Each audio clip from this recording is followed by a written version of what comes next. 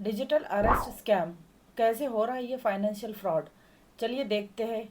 India में ऐसे ही कई करोड़ों का फाइनेंशियल फ्रॉड हुआ है। अगर आपको भी इसी तरह से किसी का कॉल आता है और आपसे कहा जाता है कि पुलिस वाले हैं या सीबीआई से हैं, तो आप फ़ौरन समझ जाओ कि ये स्कैम है। सबसे पहले तो ये आपको कॉल करेंगे, फिर आपको वीडियो कॉल करेंगे, आपको अपनी वीडियो में इस तरह का सेटअप दिखाएंगे कि बिल्कुल आपको ये लगे कि ये किसी सीबीआई का ही ऑफिस है। पुलिस की वर्दी में ही आपसे इंट्रोगेट करेंगे। आपको कई सारे डॉक्यूमेंट ऐसे दिखाने की कोशिश करेंगे कि आपको ये यकीन हो जाएगा कि आप रियली किसी केस में इन्वॉल्व हो गए हो, कुछ एविडेंस उनके हाथ लगे हुए हैं। और फिर बाद में धीरे धीरे आपसे आपके अकाउंट की डिटेल भी मांगेंगे। अकाउंट की डिटेल लेने के बाद आपसे कहेंगे कि पैसे ट्रांसफ़र करें, क्योंकि वो आपको इस केस से बचाना चाह रहे हैं। साइबर क्रिमिनल्स के पास अलग अलग तरह के अकाउंट भी होते हैं, उनके पास क्रिप्टो करेंसी के अकाउंट्स भी हैं।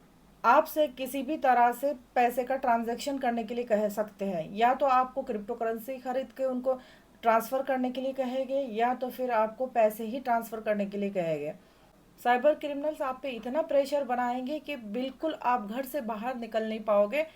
आपके ऊपर एक दबाव बना के रखेंगे कि आप अपने घर में या अपने फ्रेंड सर्कल में कहीं पे भी ना बता सको। रिसेंटली मेरे पास एक क्लाइंट आया था जो 2 दिन से घर में बिल्कुल डिजिटली अरेस्ट था। उसको कहा गया था कि आप डिजिटली अरेस्ट हो और घर से बाहर कहीं नहीं निकलना, आप ना अपने घर वालों को बताओगे और ना ही किसी फ्रेंड्स को।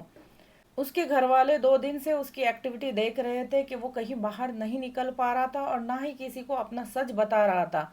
बड़े मुश्किल से उसने अपने घर के एक मेंबर को बता दिया कि उसके साथ ऐसे हो रहा है और उसका नाम कई सारे एफआईआर में आ गया है। सीबीआई उसकी तलाश कर रही है और उसे बहुत ही जल्द अरेस्ट करने वाली है।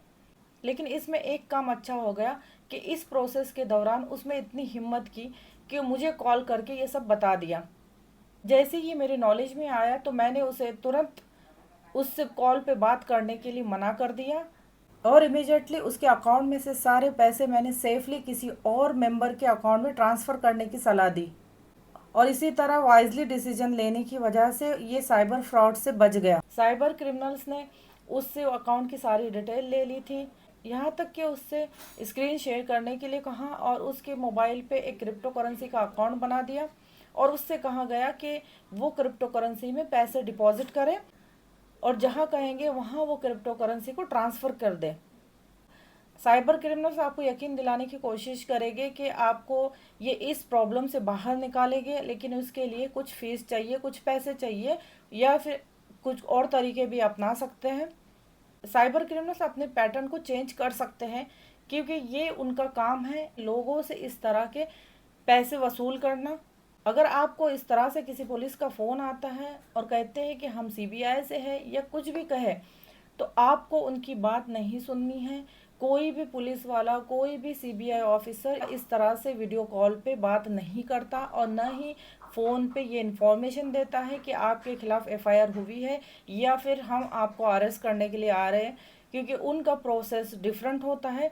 तो इसलिए कोई भी कॉल आए, किसी भी तरह का पैटर्न यूज़ करे, आपको उनके झांसे में नहीं आना है। आप बिल्कुल समझ जाइए कि ये साइबर फ्रॉड है और तुरंत ही फ़ोन को डिस्कनेक्ट कर देना। रिसेंटली आपने एक न्यूज़ देखी होगी, बेंगलोर के एक पर्सन ने सुसाइड कर दिया। वो भी इसी तरह से डिजिटल अरेस्ट का विक्टिम था, लेकिन उसकी सबसे बड़ी चूक यही हो गई कि उसने अपने घर वालों को नहीं बताया और ना ही किसी वकील की राय लेनी चाहिए।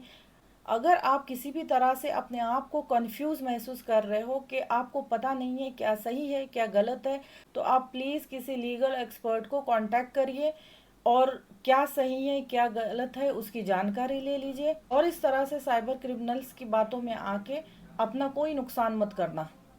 आप इस डिजिटल स्कैम के बारे में सबको बताइए और प्लीज़ जितना हो सके मेरे इस वीडियो को शेयर करिए, सब्सक्राइब करिए। Thank you so much.